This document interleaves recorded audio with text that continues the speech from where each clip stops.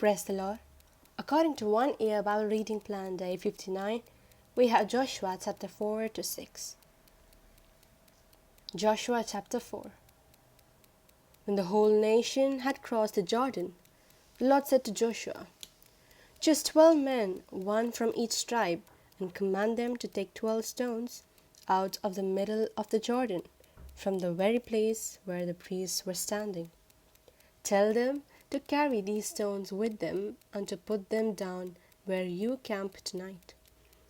Then Joshua called the 12 men he had chosen, and he told them, "Go into the Jordan ahead of the covenant box of the Lord your God. Each one of you take a stone on your shoulder, one for each of the tribes of Israel. These stones will remind the people of what the Lord has done. In the future, when your children ask what these stones mean to you, you will tell them that the water of the Jordan stopped flowing when the Lord's covenant box crossed the river. These stones will always remind the people of Israel of what happened here." The men followed Joshua's orders.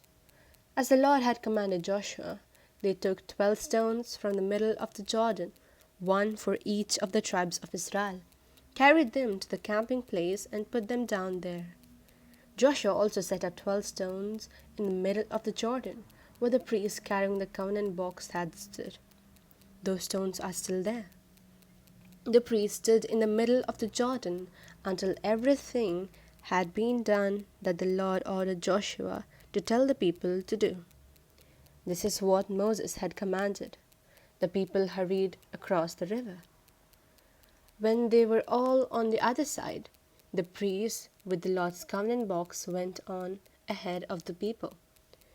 The men of the tribes of Reuben and Gad and of half the tribe of Manasseh, ready for battle, crossed ahead of the rest of the people, as Moses had told them to do. In the presence of the Lord, about 40,000 men ready for war crossed over the plain near Jericho. What the Lord did that day made the people of Israel consider Joshua a great man. They honored him all his life, just as they had honored Moses. Then the Lord told Joshua to command the priests carrying the covenant box to come up out of the Jordan. Joshua did so, and when the priests reached the river bank, the river began flowing once more and flooded its banks again. The people crossed the Jordan on the 10th day of the first month and camped at Gilgal, east of Jericho.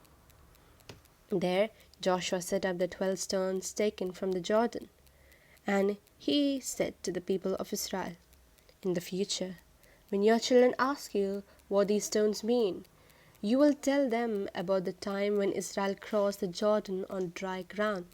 Tell them that the Lord your God dried up the water of the Jordan for you until you had crossed, just as he dried up the Red Sea for us. Because of this, everyone on earth will know how great the Lord's power is, and you will honor the Lord your God forever." Joshua chapter 5. All the Amorite kings west of the Jordan and all the Canaanite kings along the Mediterranean Sea heard that the Lord had dried up the Jordan until the people of Israel had crossed it. They became afraid and lost their courage because of the Israelites. Then the Lord told to Joshua, "Make some knives out of flint and circumcise the Israelites." So Joshua did as the Lord had commanded. He circumcised all Israelites at a place called Circumcision Hill. When the people of Israel left Egypt, all the males were already circumcised.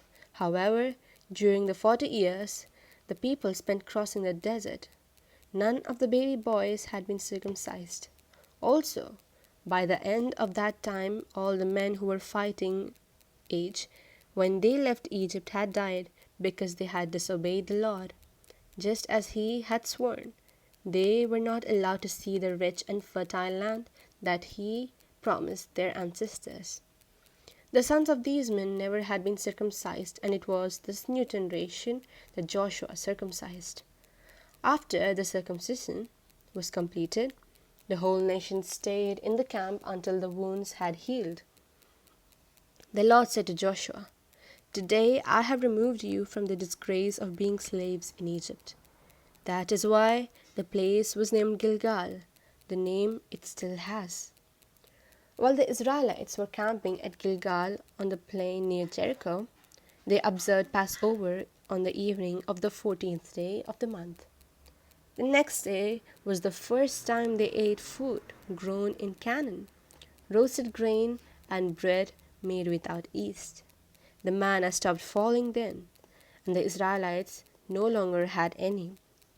From that time on, they ate food grown in Canaan. While Joshua was near Jericho, he suddenly saw a man standing in front of him holding a sword. Joshua went up to him and asked, "Are you one of our soldiers or an enemy?" "Neither," the man answered. "I am here as the commander of the Lord's army."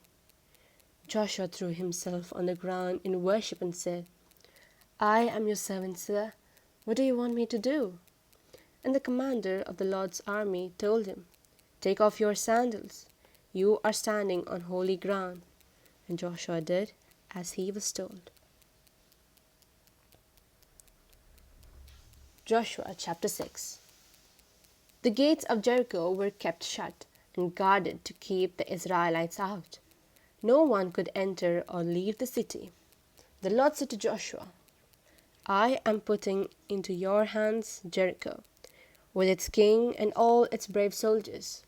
You and your soldiers are to march around the city once a day for 6 days.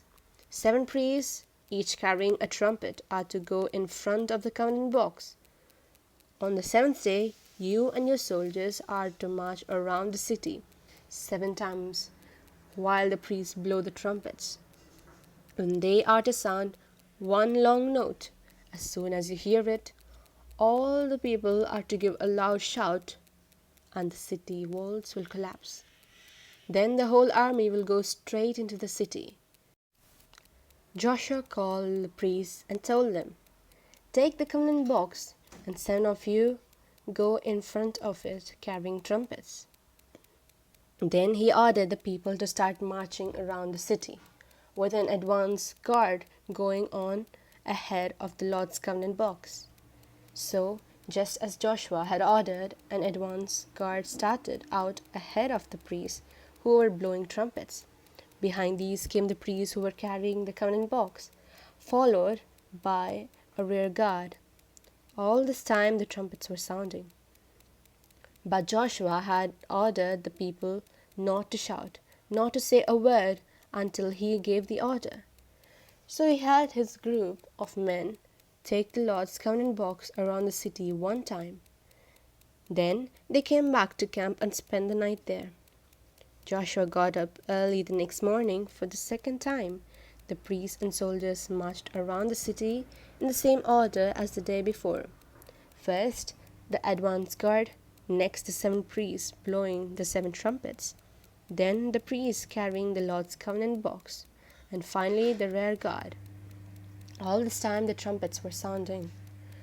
On this 2nd day, they again marched around the city 1 time, and they returned to camp. They did this for 6 days.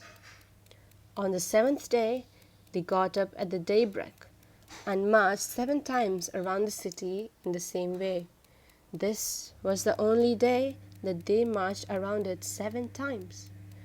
The 7th time around, when the priests were about to sound the trumpets, Joshua ordered to the people to shout, and he said, "The Lord has given you the city. The city and everything in it must be totally destroyed as an offering to the Lord. Only the prostitute Rahab and her household will be spared, because she hid our spies. But you are not to take anything that is to be destroyed. If you do, you will bring trouble and destruction on the Israelite camp. Everything made of silver, gold, bronze, or iron is set apart for the Lord. It is to be put in the Lord's treasury." So the priests blew the trumpets. As soon as the people heard it, they gave a loud shout, and the walls collapsed. Then all the army went straight up the hill into the city and captured it. With their swords, they killed everyone in the city, men and women, young and old. They also killed the cattle, sheep, and donkeys. Joshua then told the two men who had served as spies, "Go into the prostitute's house and bring her and her family out, as you promised her." So they went and brought Rahab out, along with her father and mother, her brothers, and the rest of her family. They took them all, family and slaves, to safety near the Israelite camp. Then they set fire to the city and burned it to the ground, along with everything in it, except the things made of gold, silver, bronze, and iron, which they took and put it in the Lord's treasury. But Joshua spared the lives of the prostitute Rahab and all her relatives, because she had hidden the two spies that he had sent to Jericho. Her descendants have lived in Israel to this day. At this time, Joshua issued a solemn warning. Anyone who tries to rebuild the city of Jericho will be under the Lord's curse. Whoever lays the foundation will lose his oldest son. Whoever builds the gates will lose his youngest. So the Lord was with Joshua, and his fame spread throughout the whole country. May the Lord bless us abundantly. In the name of the Father, and of the Son, and of the Holy Spirit. Amen.